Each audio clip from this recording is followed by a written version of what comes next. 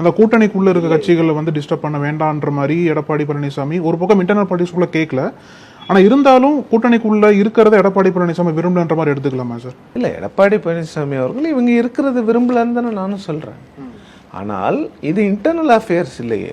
அவங்கள கட்சிக்குள்ள சேர்த்துக்கோங்கன்னு பாஜக சொல்லலையே.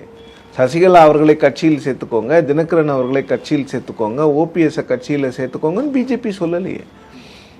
பிஜேபி சொல்றதெல்லாம் என்னன்னா, இவங்க அலையன்ஸ்ல இருக்கட்டும், எங்களுக்கு ஒரு கோட்டா சீட்டு கொடுங்க, அதுலேருந்து நாங்கள் கொடுக்குறோன்னு தானே சொல்றாங்க. அப்போ அதற்காவது அதிமுக சம்மதிக்குமா சம்மதிக்காதாங்கிறது தானே கேள்வி. இப்போ இங்கே வந்து ப்ராப்ளம் வந்து இவங்களுக்கு வந்து இவங்களோட ஸ்டேக்ஸ் ரொம்ப கம்மிங்க. இவங்களுக்கு ஒன்றும் பெரிய ஸ்டேக்ஸ் எல்லாம் கிடையாது. இவங்களால வந்து தனியாக வெற்றி பெற முடியாது, ஆனால் மற்றவர்களை வெற்றி பெற வைக்க முடியும். அந்த சுச்சுவேஷனில் தான் டிடிவி தினகரன் அவர்களும் ஓபிஎஸ் அவர்களும் இருக்கிறாங்க. அதில் எந்த மாற்று கருத்துமே இல்லை. அப்போ பெரிய பார்ட்டி இல்லை வந்து தனித்து ஜெயிக்கக்கூடிய ஆற்றல் யாருக்கு இருக்குதுன்னு பார்த்தீங்கன்னா அதிமுகவுக்கு இருக்கிறது. பழனிசாமி வழிநடத்தும் அதிமுகவுக்கு இருக்கிறது. அதில் எந்த மாற்று கருத்தும் இல்லை. ஆனால் இவங்க வேணும் அப்படிங்கிறது தான் பிஜேபியினுடைய எண்ணம். அதாவது டிடிவி தினகரன் அவர்களும் ஓபிஎஸ் அவர்களும் இருந்தால்தான் முக்குளத்தோர் இனத்தினுடைய வாக்குகள் அதிமுகவுக்கு முழுமையாக வரும்.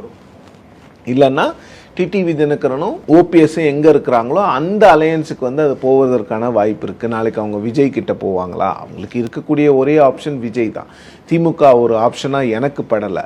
அப்படி இவங்களை ரெண்டு பேரையும் திமுக சேர்த்துக்குச்சுன்னா திமுகவினுடைய ஆன்டி பிஜேபி, திமுகவினுடைய ஆன்டி ஏடிஎம்கே ஸ்டாண்ட்ஸ் எல்லாம் எல்லாமே அடிபட்டு போகும்.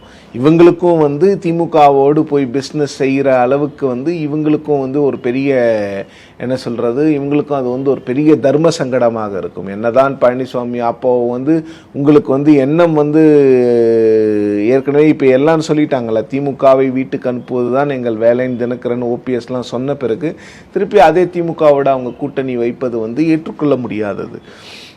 அப்போ என்னன்னா, இவங்களுக்கு இருக்கக்கூடிய ஒரே ஆப்ஷன் வந்து விஜய் போன்றவர்களை இவர்கள் தேடி செல்ல வேண்டும். அப்போ விஜயோட இவங்க போனாங்கன்னா ஒரு பெரும்பான்மை சமுதாயத்தினுடைய ஒரு குறிப்பிட்ட சதவீத வாக்குகள் விஜய்க்கு போகும்போது அது விஜயை ஸ்ட்ரென்தன் பண்ணும். ஸோ இந்த கால்குலேஷன்ஸ் எல்லாம் கூட ஏடிஎம்கே வந்து கொஞ்சம் இதுக்கெல்லாம் கொஞ்சம் செவி கொடுத்து சாய்த்து இது போன்ற விஷயங்களை கவனமாக கையாள வேண்டும்.